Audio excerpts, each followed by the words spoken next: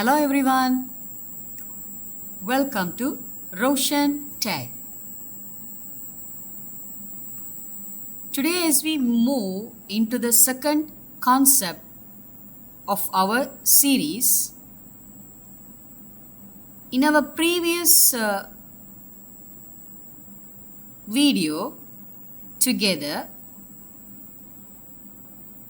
we looked at the grand overarching fundamentals of research methodology, the why and how of the voyage of discovery. Now we are zooming in with a magnifying glass to look at the absolute starting line of that voyage. If you look at the slide behind me, you will see our focus for this hour: defining and formatting research problems. Now, I cannot stress this even. Understanding how to properly define and format a research problem is absolutely crucial for successful inquiry. It is bedrock of everything you will do moving forward. This presentation is going to explore several vital components, starting with the absolute necessity of problem selection. We are also going to look deeply into the importance of literature reviews, and we will make a very clear distinction between primary and secondary sources. I just prefer to speak outside of the text for a moment. I always compare starting a research project to setting off on a massive cross-country drive. If you just jump in the car and start driving without a specific destination in mind, you're going to waste a massive amount of petrol and get completely lost, and likely end up somewhere you never intended to go. Your research problem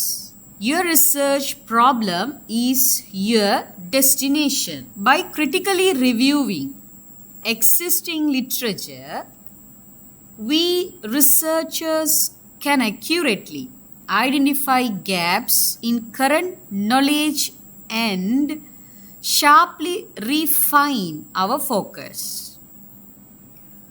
Doing this meticulously ensures that our work ultimately contributes something genuinely meaningful to our respective fields. We are not just making noise, we are adding missing piece to the puzzle. Furthermore, as we progress through this hour, we will also discuss a highly effective web searching techniques to significantly enhance your research quality. The internet is a brilliant tool, but it is also a massive, chaotic library with books thrown all over the floor. Knowing how to research effectively is what separates a professional researcher from someone just having a casual browse. So I'm just remarking this one again. Knowing how to search effectively is what separates a professional researcher from someone just having a casual browse. So grab your notebooks, get ourselves comfortable, and let us embark on this next vital step, our academic journey. If we do not get the research problem right today, the rest of the project simply will not stand up to scrutiny tomorrow. Let us crack on. Understanding research problems. Guide the directions. Right. Let us move smoothly into the next slide, where we begin unpacking the concept of understanding research problems. We are looking specifically at how the problem acts as our primary guiding force. The slide rightly states that research problem serves as the absolute foundation for your entire study. I want you to think about that forward foundation, stepping outside our slide text briefly. If you are building a house, you spend a massive amount of time digging the trenches and pouring the concrete before you ever lay a single brick. If that foundation is wonky, the entire house will eventually collapse under its own weight. The exact same principle applies to academia. Your research problem guides the entire direction and focus of your inquiry. By spending the time to get it perfectly aligned, you ensure that there is strict relevance and total clarity in all of your subsequent objectives. Let us look at the second point here regarding the importance of problem definition. A well-defined research problem naturally leads to highly focused research efforts. When you know exactly what you are looking for, you stop wasting time reading irrelevant papers or collecting useless data. So, wasting time, read irrelevant papers or collecting useless data. This extreme focus allows for the development and applications of highly effective methodologies. You can choose the exact right tools for the job because the job itself is perfectly defined. Ultimately, this precision leads to much clear outcomes and massively enhances the overall impact of the study. To give you a real world example not found on the slide, so humbly don't search on this slide. Imagine a team of medical researchers. Of their defined problem is simply, we want to cure cancer. That is far too broad. They will run in 100 different directions and achieve very little. However, if their research problem is defined as what is the specific efficacy of drug X on inhibiting protein synthesis in stage 3 melanoma cells, they now have a razor sharp focus.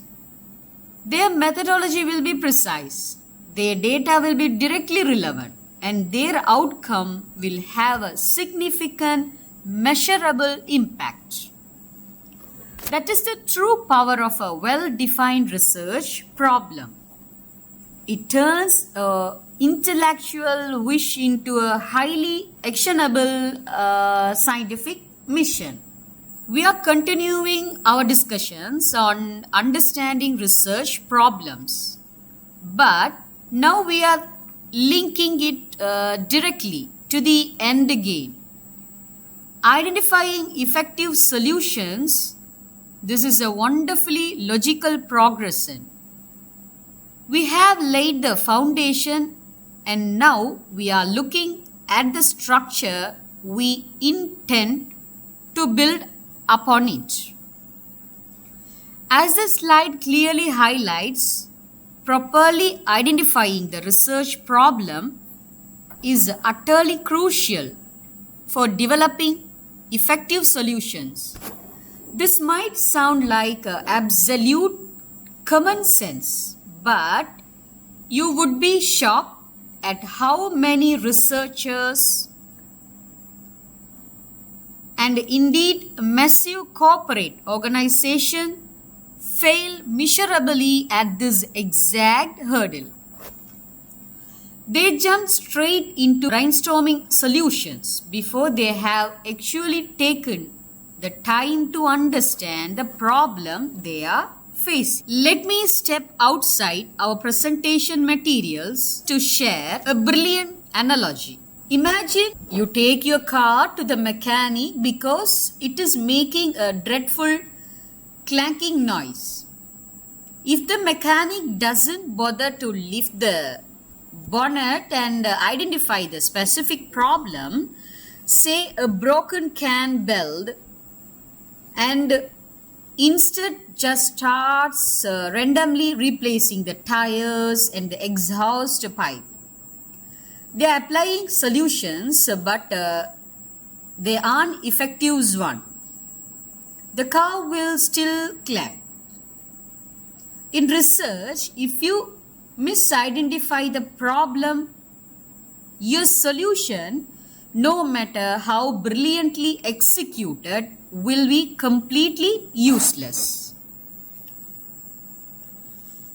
By taking the time to rigorously identify the research problem, it helps us directly address specific gaps and pressing challenges within our chosen field of study.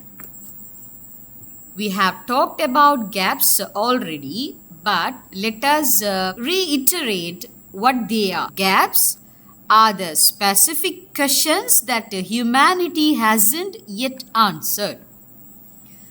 They are the challenges that are currently holding back progress. If you can define one problem clearly, the solution often begins to organically present itself. The methodology required to bridge that gap becomes incredibly obvious. So, whenever you find yourself struggling to find a solution in your research, I urge you to stop, take a massive step back, and ask yourself, have I actually defined the problem correctly? Have I actually defined the problem correctly? More often than not, the answer to your woes lies right there at the beginning. Selecting the research problem, relevance to the field. Brilliant. Let us now directly focus on our attention to the next slide, which transitions us from understanding what a problem is to the practical task of selecting the research problem. How do we actually choose one from the infinite number of questions out there? Well, the very first criterion we must apply is relevance to the field. The text behind me gives us a clear directive. we must choose a problem that aligns seamlessly with the current trends and the specific challenges currently present in our field. Now, why is this alignment so incredibly important? It ensures that our incredibly hard work actually contributes to ongoing discussions and real world advancement.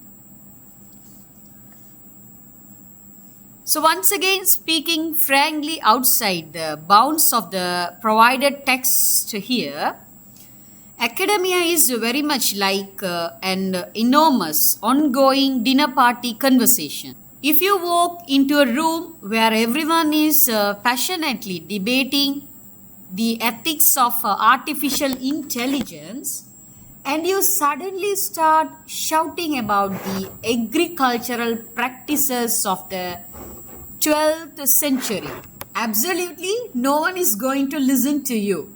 Am I right? Just once again, I am just reminding you, if you walk into a room where everyone is passionately debating the ethics of artificial intelligence, and you suddenly start shouting about the agricultural practices of the 12th century, absolutely no one is going to listen to you. Your contribution, while perhaps historically interesting, is completely irrelevant to the current conversation. To be an effective researcher, you must read the current literature to figure out what the academic community is currently struggling with. What are the hot button issues? What are the problems that governments and industries are desperately pouring funding into right now? Selecting the relevant problem means your research will be highly anticipated. It means you will have an infinitely easier time getting your papers published in high impact journals. And it means your findings will actually be utilized by other professionals to drive genuine advancements. We must not purely self-indulgent in our research. We are here to serve the broader community and address the challenges of the modern day. Therefore, as you draft your research proposals, you must be able to explicitly answer the "so what" question. Why does this matter right now? If you can firmly establish that your chosen problem is highly relevant to current trends, you will have hooked your audience, your supervisors, and your funding panel straight away. Selecting the research problem. Feasibility of research. Right. Moving straight to the slide, let us look at the next incredibly critical step in selecting our research problem. We have already established that our chosen problem must be highly relevant to the field, but now we have to inject a rather heavy dose of reality into our grand academic plans by evaluating the absolute feasibility of research. It is all well and good to have a brilliant, world-changing idea, but we must rigorously assess the availability of resources, data, and time required to conduct the research. Ensuring the problem can be realistically addressed within constraints. If we fail To do this step properly, we are guide frankly getting ourselves up for an incredibly stressful failure. Let us break down those constraints starting with time, which is arguably your most precise and inflexible resource. If you are a master's student, you might only have a few months to complete your dissertation. If you are a PhD candidate, you generally have roughly 3 to 4 years. You must ensure the problem can be realistically addressed within constraints. So once again, I'm just going to speaking completely outside the slides for a moment. I have seen so many ambitious junior researchers propose massive longitudinal studies that would honestly take a decade to complete, completely forgetting that their university funding runs out in exactly 36 months. You must map out your timeline realistically. Then there is an enormous issue of data availability. You might want to research the internal, highly confidential financial practices of massive multinational corporations. That is a relevant topic, certainly. But are those corporations actually going to hand over their proprietary data to you? Usually, the answer is a resounding no. If you cannot secure access to the data, you fundamentally cannot do the research. You must assess the availability of resources, data, and time required to conduct the research. Furthermore, we must deeply consider the physical and financial resources required. Again, using outside example, if your methodology absolutely requires the use of an incredibly expensive electron microscope and your university doesn't have one and you don't have the grant money to travel to one, your project is instantly unfeasible. Before you finalize your research problem, you must sit down and do a brutal, honest audit of what you actually have access to. It is far better to execute highly focused, moderately scaled project brilliantly than to attempt a massive global study and fail miserably because you ran out of time or money. Constraints are not the enemy of creativity. They are the framework within which true academic creativity flourishes. Within your specific boundaries, you can be as innovative as you like. For instance, if you realize you don't have the time to collect primary data from thousands of participants, this constraint forces you to look at secondary data sets, which might lead you down a completely novel analytical path. Ultimately, a successful researcher is a profoundly pragmatic researcher. We balance our deep intellectual ambitions with the cold, hard logistical realities of our feasibility. So, selecting the research problem, impact of findings. Moving smoothly on to the next slide, we arrive at what I like to call the so what factor of our research. Once we know our problem is relevant and we have proven that it is practically feasible, we must look firmly to the future and consider the impact of findings.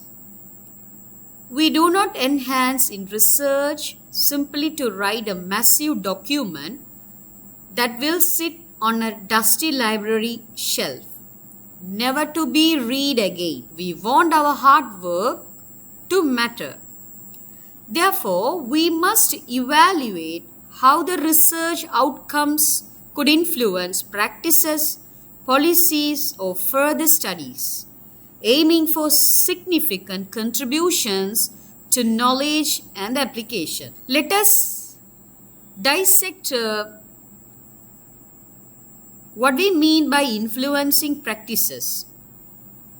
Stepping outside our provided text to give you a highly practicable context, if you are conducting research in the field of nursing, a significant contribution to practice might mean discovering a new patient triage method that reduces waiting times in an accident and emergency department. By evaluating how the research outcomes could influence practices, you are looking for ways your findings will change how professionals do their job on a daily basis. You want to make process safer, faster, or more economically viable. Next, we must evaluate how the research outcomes could influence policies. This is where your research has the potential to enact massive societal change. Governments, local councils, and regulatory bodies completely rely on robust academic research to draft their legislations. If your research uncovers a glaring environmental issue or an economic disparity, your findings could literally dictate the laws of tomorrow. Aiming for significant contributions to knowledge and applications means you are striving to provide the undeniable evidence that policymakers require to justify their decisions. Finally, we must consider how our work might influence further studies. Academia is an endless, collaboratively relay race. You take the baton from the researchers who came before you. You run your legs of the race, and then you pass the baton on to the next generation. Your findings should ideally open up brand new avenues of inquiry. When you publish your conclusions, you should be pointing out the new questions that have arisen, effectively setting the stage for few researchers to build upon your foundational work. Whenever you are defending your research proposal, whether it is to a university panel or a corporate funding board, the very first questions they will ask you is, why should we care? If you have meticulously evaluated how the research outcomes could influence practices, policies, or further studies, you will have a brilliant, unshakable answer ready to go. You will be able to Clearly articulate the tangible value of your work, proving that you are aiming for significant contributions to knowledge and application. This focus on impact is what separates a mere academic exercise from a truly transformating piece of professional research. Brilliant. We have spent a fair bit of time discussing how to select the problem, but now we need to talk about the absolute necessity of defining problem with a nodal precision. Once you have your broad topic, you must narrow it down into a razor sharp statement. Why? Well, the slides gives us two massive reasons. It guides research design and it formulates research questions. Let us tackle that first point. A clear problem statement is essential as it directs the research design, ensuring that methodologies align with the specific issues being investigated. We touched upon methodology in our previous hour, but let us reiterate how tightly bound it is to your problem definition. If your problem is defined vaguely, your research design will architect to build a nice building. It is far too vague. They wouldn't know whether to pour the foundations for a skyscraper or a small cottage. If you define your problem perfectly, the design almost writes itself.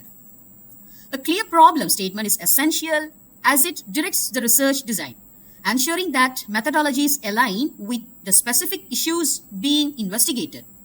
If your defined problem requires understanding deep psychological trauma, you immediately know your design must be qualitative and interview-based. The problem completely dictates the tools you use.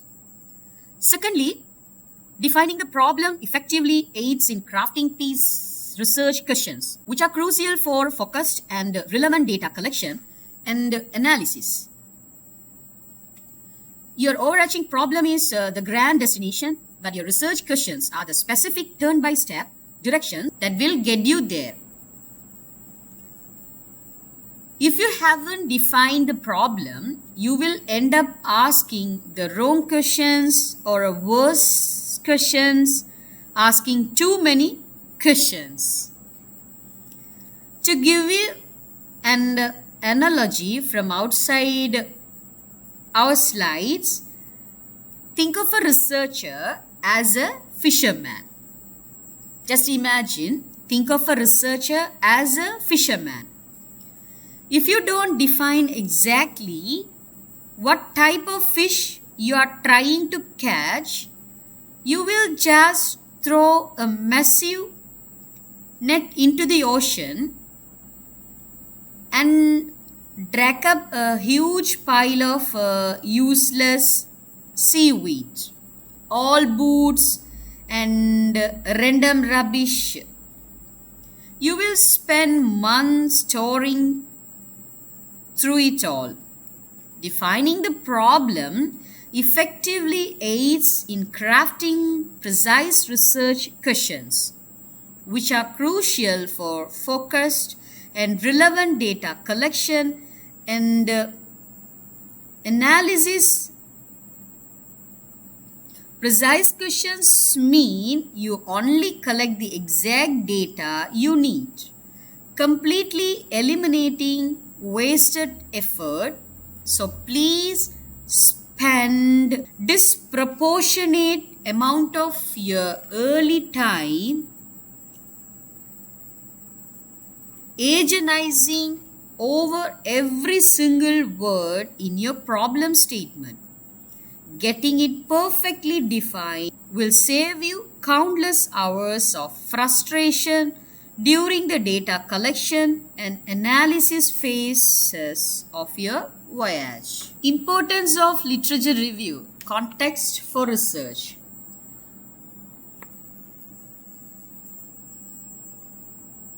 We are officially transitioning into a brand new, massive phase of our research journey.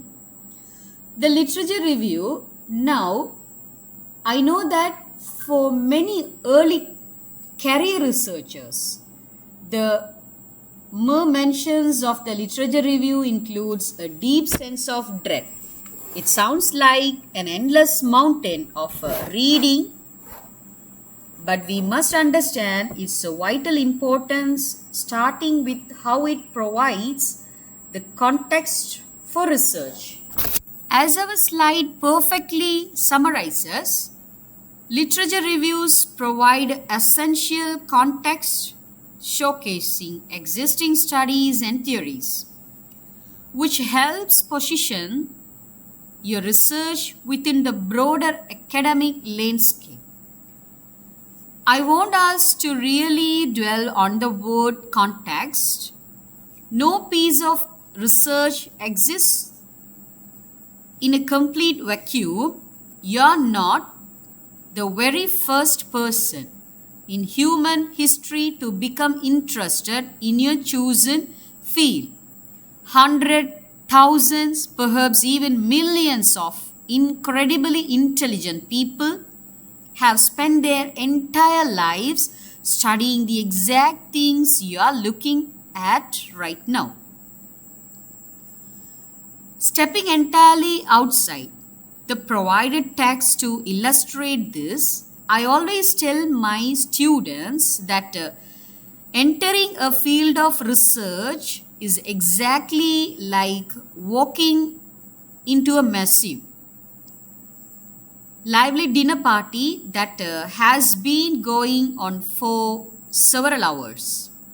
If you just kick the door open and instantly start shouting your own opinions without listening to what anyone else is saying, you are going to look incredibly foolish.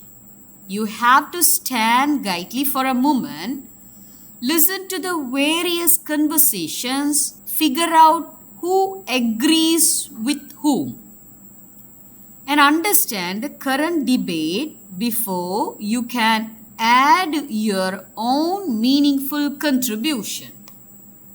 That is highly needed necessity. So first, properly listen to the various conversations and just go through the figure, and also just give some more priority who agrees with who, and understand the current debate before you can add your own meaningful contribution. That is the right way. So just try to focus on these explained things. That is exactly what a literature review is. Literature reviews provide essential context showcasing existing studies and theories, which helps position your research within the broader academic landscape. You must showcase existing studies to prove to your examiners and your peers that you actually know the history of your subject. You need to understand the seminal theories that serve as the foundation of your discipline. By deeply enhancing with the existing literature, you effectively map out the current boundaries of human knowledge. Once you have drawn that map, you have figured out exactly where you are standing. This helps positions your research within the broader academic landscape. It ensures that you aren't accidentally reinvesting the wheel by researching something that was definitively answered 20 years ago. It allows you to find your specific, unique niche. So do not view the literature review as a tedious chore or a mere leading list. It is your ultimate strategic briefing before you lead out into the field, ensuring that when you finally do speak up at the academic dinner party, everyone stops and pays attention to your brilliant, highly contextualized insights. All right, everyone, if we could move our attention back to the screen, we are looking at the slide which tackled the second major reason we conduct literature reviews. Identifying knowledge gaps, we have just established that the literature review provides us with the essential context, but it serves a much more active, investigate purpose as well. A thorough literature review reveals gaps in current knowledge, guiding researchers to formulate questions that address these deficiencies and contribute to the field. I want us to really think about that phase, knowledge gaps. Stepping outside the slide text for a moment to give you a visual analogy. I always tell my researchers to imagine the entirety of human knowledge as an enormous jigsaw puzzle. When you read the existing literature, you are essentially looking at all the pieces that have already been put together by other scientists, but your job is not to simply stare at the completed section of the puzzle. Your job is to find the empty spaces on the board where a piece of glaringly missing. Those empty spaces are your knowledge gaps. It is incredibly common for early career researchers to panic during their literature review because they feel like absolutely everything has already been discovered. They read hundreds of papers and think, well, what is left for me to do? But science is never truly finished. The more we learn, the more we realize we do not know. By reading critically, you begin to spot the deficiencies. Perhaps 50 papers have studied how a new economic policy affects large corporations, but absolutely no one has studied how it impacts small family-owned businesses in rural areas. That silence is the literature is your gap. Once you find that a deficiency is completely guides you to formulate your specific research questions, you are no longer guessing what might be interesting. The literature is literally telling you what the academic community desperately needs to know next.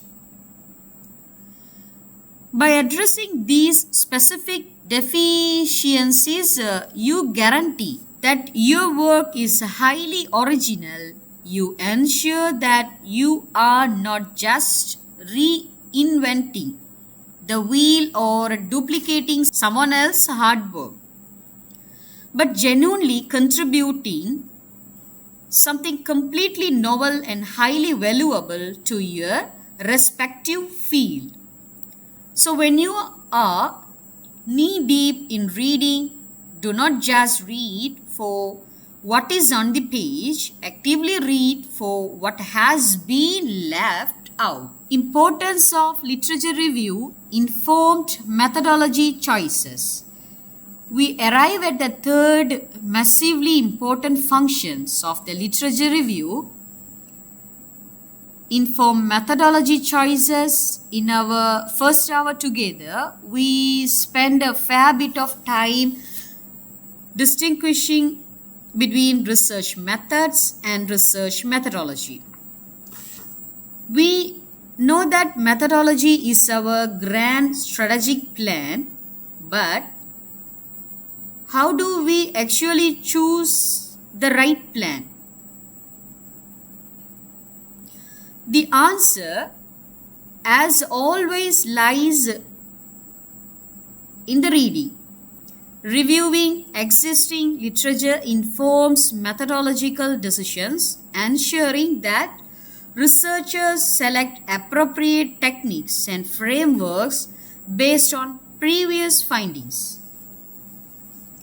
You see, we do not just pull a methodology out of thin air because it sounds fancy or because it is the only one we know how to use. We must justify our choices. When you read extensively, you are not just looking at the conclusions other researchers reached. You are meticulously studying how they reached them. You are looking at their choices, techniques, and frameworks. Let us use an example from outside our slide material to really cement this. Imagine you want to study the underlying psychological causes of workplace burnout. You read 20 past papers on the subject. If you notice that all 20 papers used simple numerical surveys and all of them concluded with we need more data to understand the emotional toll. The literature is screaming at you. It is telling you that quantitative surveys are the wrong tool for this specific job. Because you have reviewed previous findings, you make an informed decision to use qualitative in-depth interviews instead.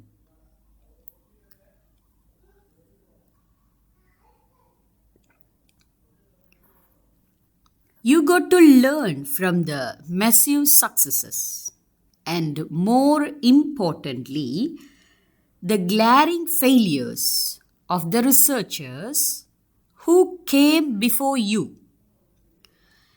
If a specific framework has been proven time and time again to yield incredibly robust, reliable results in your specific niche, it is highly appropriate for you to adapt that framework for your own study. Conversely, if a method has been heavily criticized in recent journals, You know to steer well clear of it.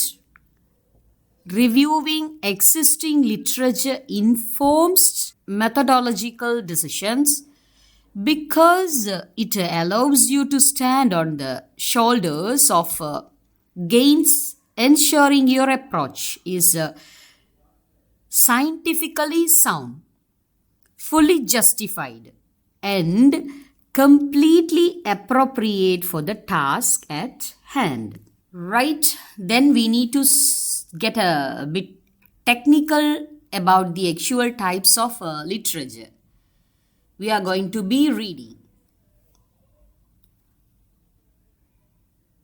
So these types of literature sources, not all sources are created equal, and we must categorize them properly.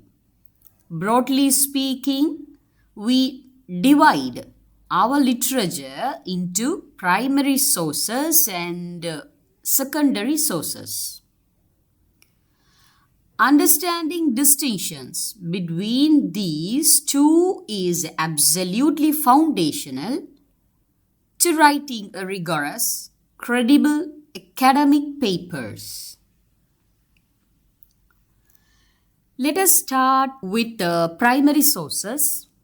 As the slide clearly defines, primary sources include original research papers, present new findings, methodologies, and data.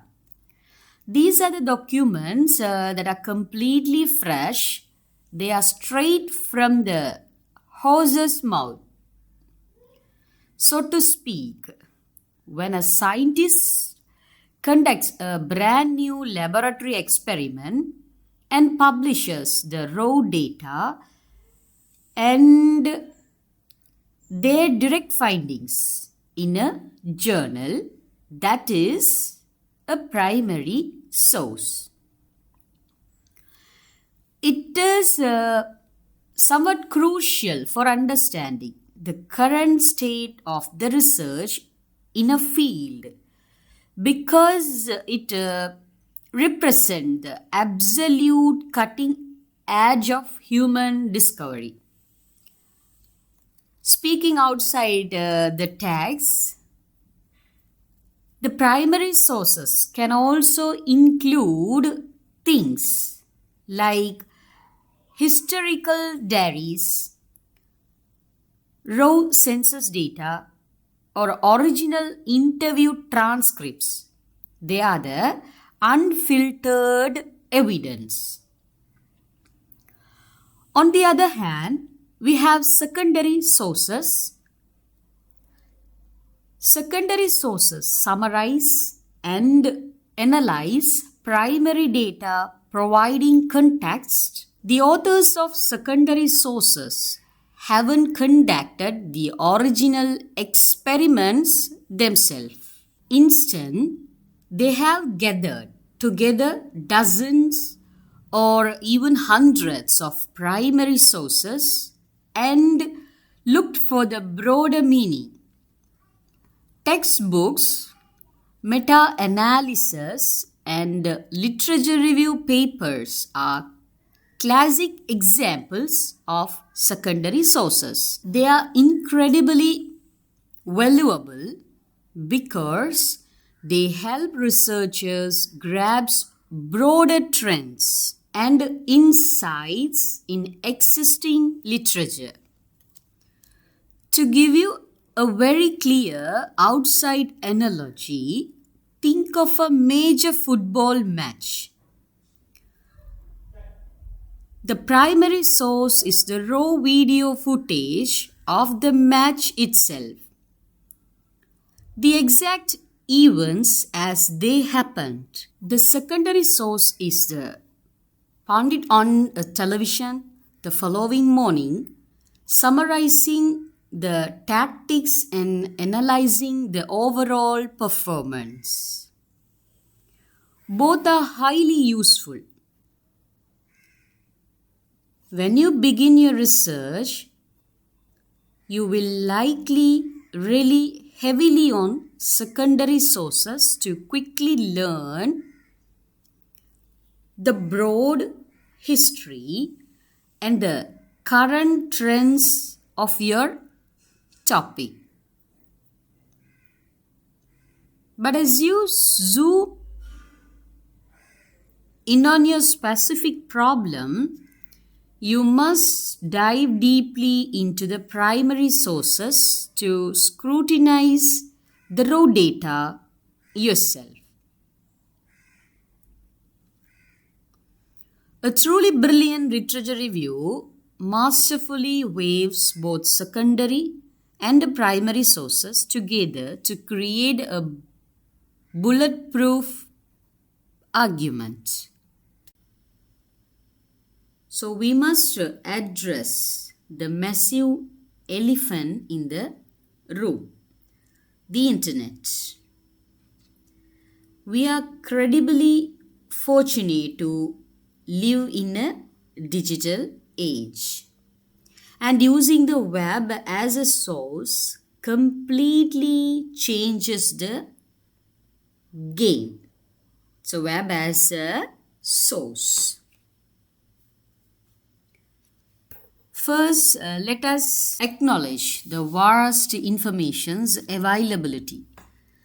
The web provides access to millions of articles, journals, and reports, making it an valuable resource for a comprehensive literature reviews in various fields we can see.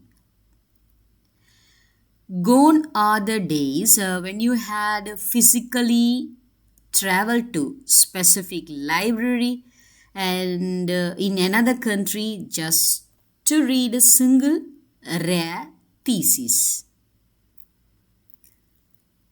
However, this massive availability is a double-edged sword because anyone can publish anything online. Just keep in your mind, because anyone can publish anything online, we must be credibly strategic about where we look. As the slide advises, we absolutely must use academic databases. Utilizing databases like GSTOR or Google Scholar ensures access to peer-reviewed articles,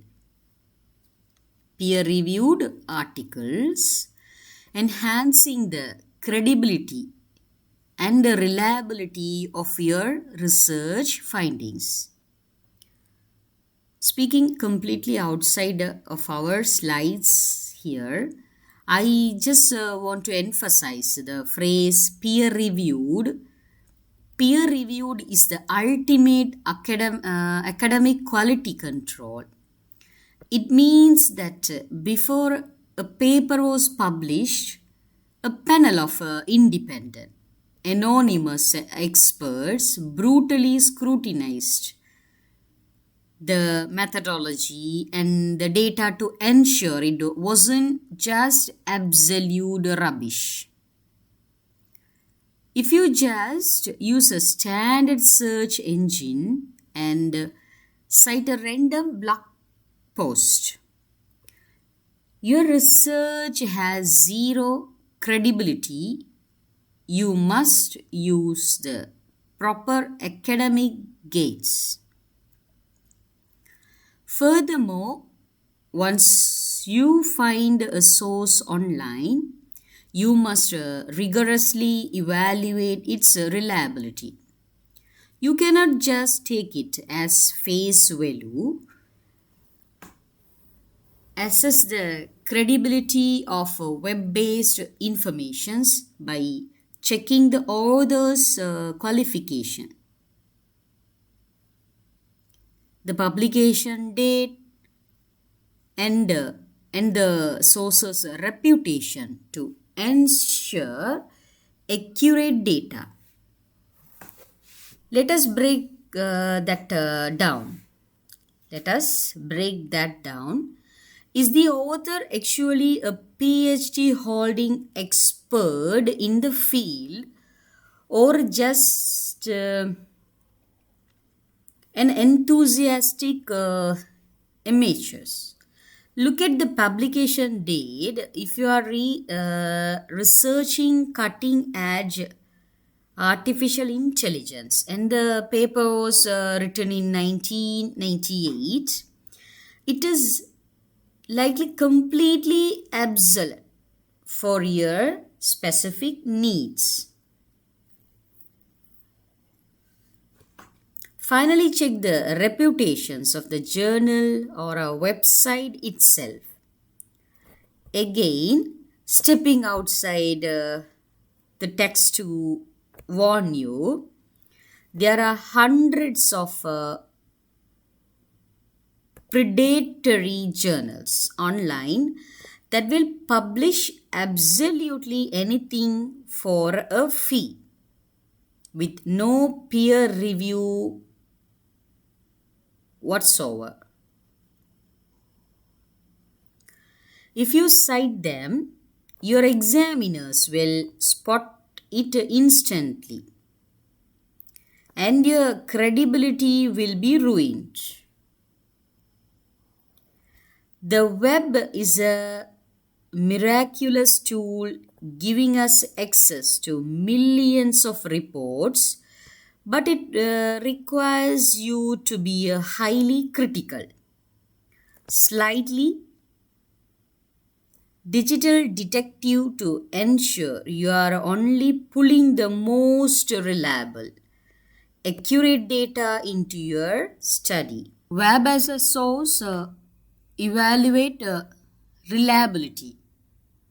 We encounter a topic that is perhaps more vital today than at any other point in human history. The absolute necessity to evaluate reliability. Even when you are using academic databases and particularly when you venture slightly outside of them for grey literature like government reports, you must remain incredibly vigilant. You cannot simply take a document at face value just because it looks professionally formatted as a PDF. As the directive on our slide clearly outlines, you must rigorously assess the credibility of the web-based information by checking the author's qualifications, publication date, and the sources' reputations to ensure accurate data. Let us break down this three-pronged approach to evaluations, starting with the author's qualifications. You have to ask yourself, who actually wrote this? Are they a credentialed academic with a PhD working at a recognized university? Do they have 20 years of senior industry experience? So I just want to talk outside of the provided text here.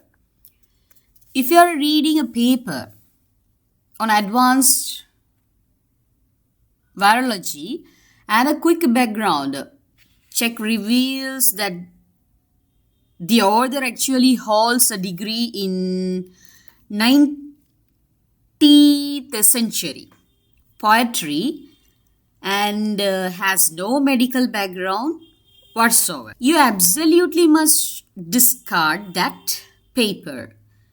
You need experts, not just enthusiastic amateurs. Secondly, we must desperately look at the publication date. science and industry move at an absolutely blistering pace. What was considered cutting edge, undeniable truth a decade ago might be completely obsolete today. For instance,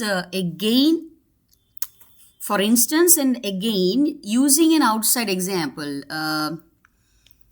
if you are conducting research on artificial intelligence algorithm, a paper published in 2015 is practically ancient history. The field has completely transformed since then. You must check the publication date aligns with the current state of the art to ensure your data is actually accurate, and also you need to think about whether it is relevant to today's problems. Finally, we must scrutinize the source reputation. This is where you have to act like an academic detective. You must access the credibility of web-based informations by checking the sources' reputations to ensure accurate data. To step outside of our slide material to give you a very stark warning, the internet is unfortunately plagued by what we call predatory journals. These four fraudulent websites that mimic real academic journals, but they offer absolutely no peer review.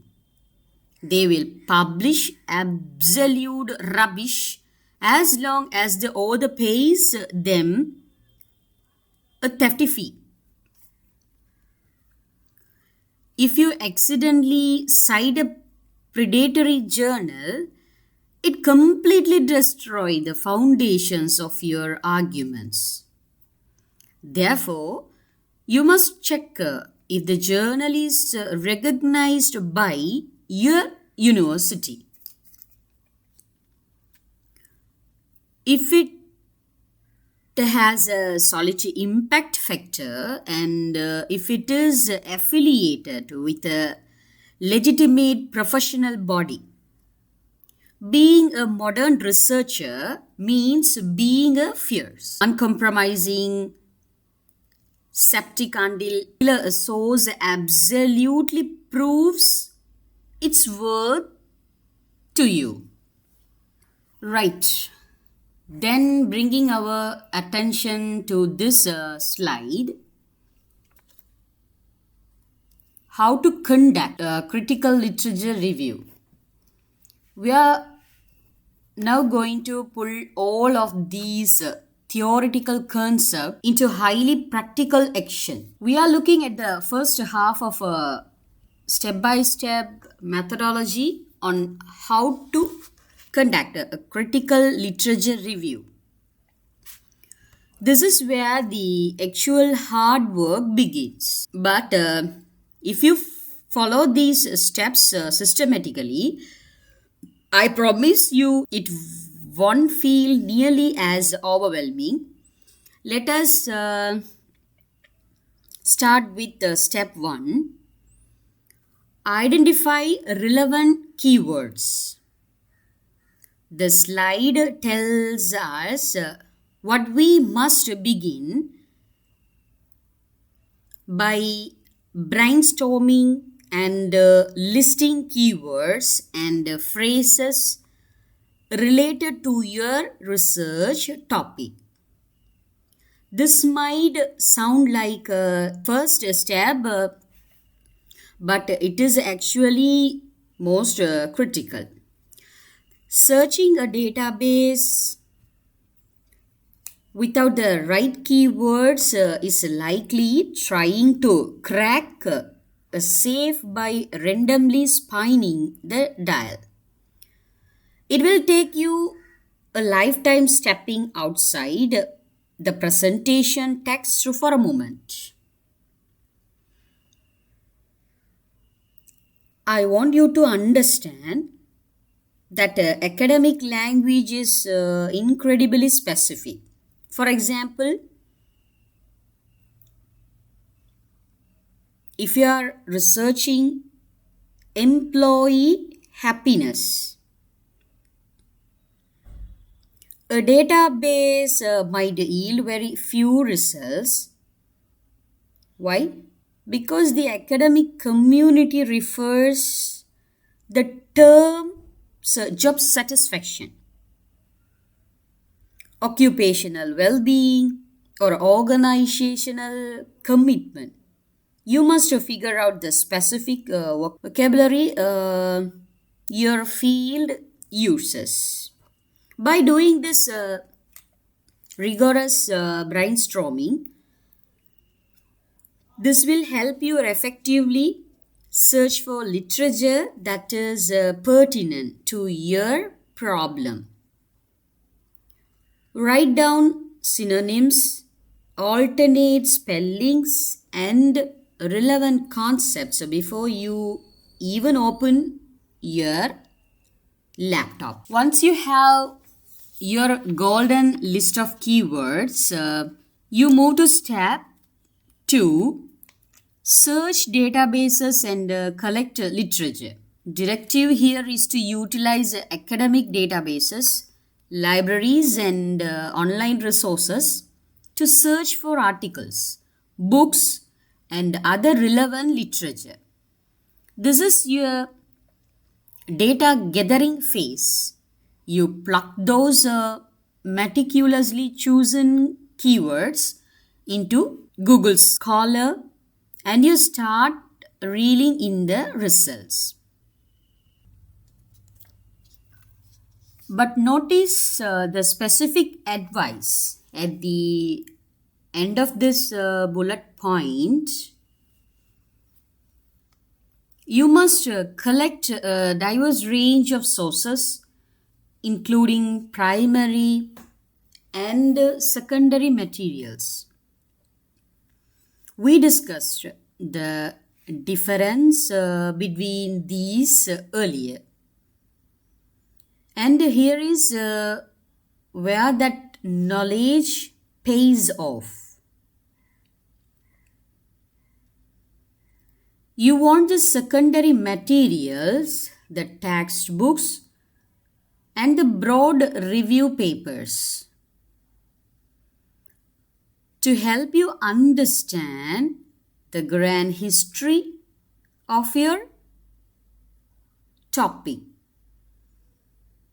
But one thing, you also desperately need the primary materials, the raw clinical trials, the original surveys, and the direct case studies. To see the exact unfiltered data for yourself.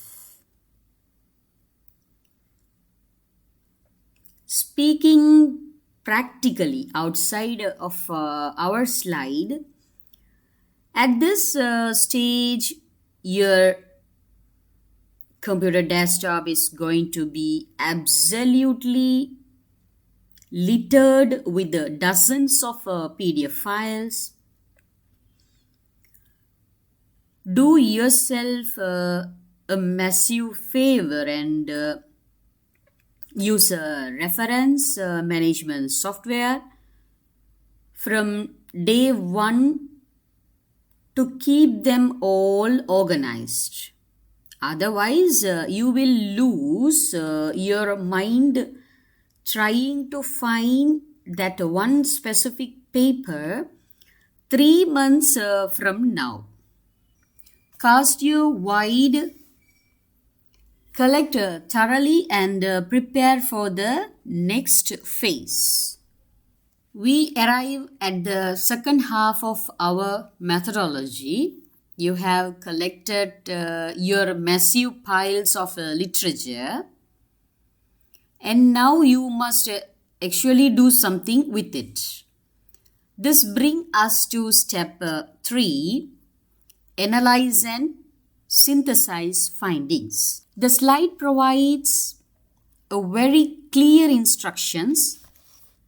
Critically evaluate the collected literature by identifying key themes, methodologies, and findings. Now, evaluate is the key word here. You are not just reading these papers like you would read a novel before bed. You are interrogating them. What methodology did the author use? Was it appropriate? What were their ultimate findings? And do those findings actually hold up to scrutiny?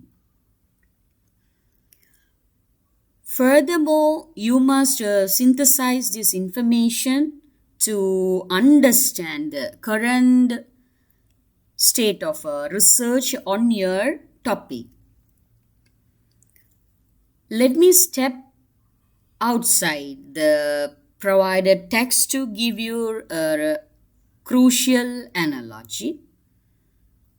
A lot of junior researchers make the mistake of writing literature review that reads like a boring shopping list.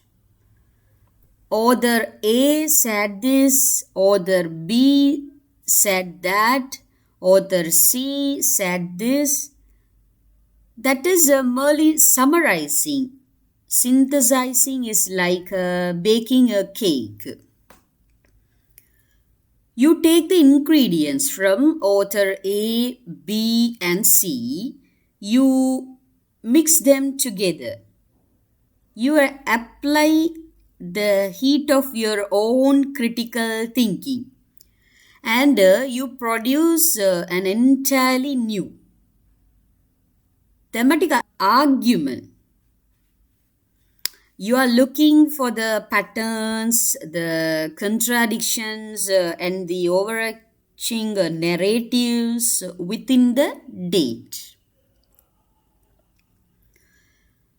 Once you have successfully synthesized this massive amount of information, you naturally arrived at step 4.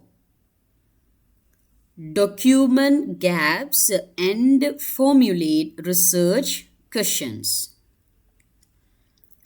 This is the ultimate goal of the entire exercise. As you analyze the literature, take note of any gaps or unresolved issues. Just keep in your all mind that as you analyze the literature, take note of any gaps or unresolved issues. As we discussed earlier in the hour, these gaps are the dark, uncharted territories on the map of human knowledge. It is the question that 30 different papers completely fail to answer. When you spot that gap, you strike gold. You use these insights to formulate specific research questions that will guide your study. Your research question should be laser focused on illuminating that newly discovered blind spot. So in this moment, Speaking outside our slide once more, this is the exact moment where you transitions from being a student of the literature to becoming an active contributor to the field. You are no longer just learning what is already known, you are preparing to discover what is completely unknown. So treat this four-step process with the utmost respect. It is the forge within which your entire research project is meticulously shaped and well sharpened. So, to conduct a critical literature review, identify relevant keywords, first stage, and the second, research databases and collect literature. And the third stage, analyze and synthesize findings. And fourth step, document gaps and formulate research questions. So the next, identifying research gaps. Brilliant. Let us now turn our attention to this slide, which provides us with an absolutely fantastic visual summary of everything we have been talking about. If you look at the screen, you will see a large inverted triangle, a funnel chart detailing the process of identifying research gaps. I absolutely love this graphic because it perfectly illustrates the emotional and the practical journey of every single researcher. Let us start right at the top. The widest part of the funnel, step 1 begins with an incredibly broad range. Initial research topics 10,000 as the next notes. We begin with a broad range of 10,000 potential research topics identified. Now, while 10,000 is absolutely a symbolic number here, stepping outside the text, this perfectly represents the start of a PhD or the massive corporate project. You walk in on day one completely overwhelmed, wanting to study the entire global economy or cure every disease known to man. Your scope is massively unmanageably wide. But then we move down to step 2.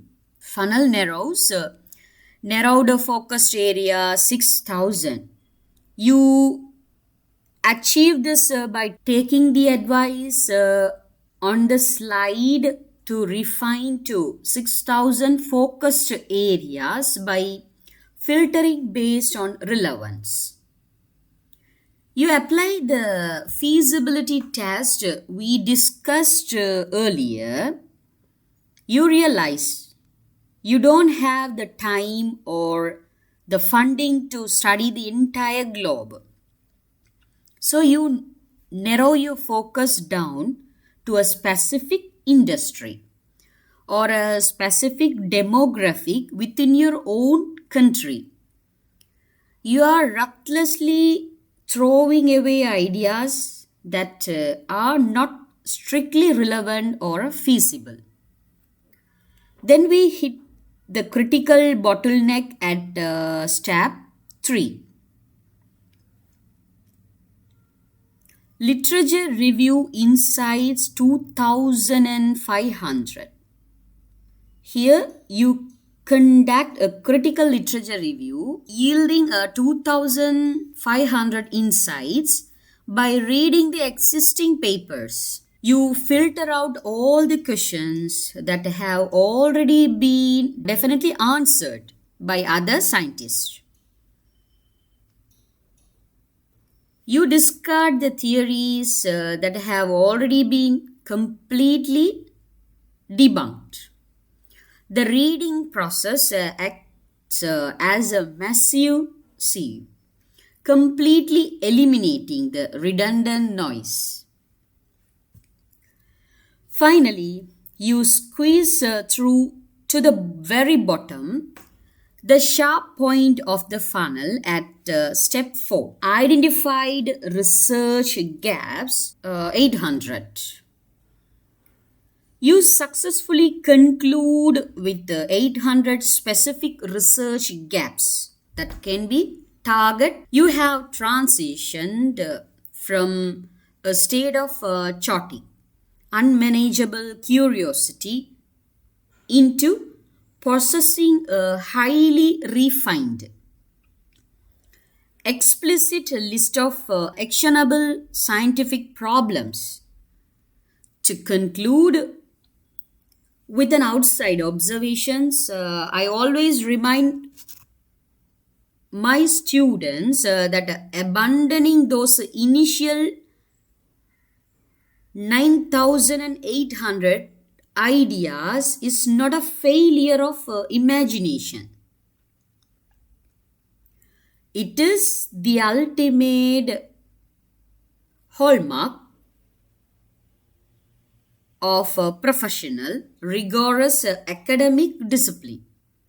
You have successfully found your specific, highly target niche. Our concluding slide for this incredibly packed second module. We have reached the end of our allotted hour, and I want to use these final minutes to bring all of these distinct concepts together into one cohesive final thought. Over the course of this session, we have explored the absolute bedrock of the scientific voyage, defining the formatting, the research problem. We establish right at the beginning that if your foundation is wonky, the entire house will fall down. You must select a problem that is not only profoundly relevant to the current academic conversation, but is also genuinely feasible given your constraints of time, money, and data access. We must always keep one eye on the future, ensuring our work aims for a significant real world impact that can change policies or improve professional practices. We also tackled the realities of the digital age. The internet is a magnificent tool, but is required you to be the ruthless skeptic. You must live within the gated communities of academic databases like Google Scholar, JSTOR, and you must fiercely evaluate the reliability, the publication dates, and the qualifications behind every single PDF you downloaded. And finally, we looked at the beautiful funnel of elimination. Remember that research is fundamentally a process of narrowing your focus. Do not be afraid to throw away good ideas in pursuit of the right idea.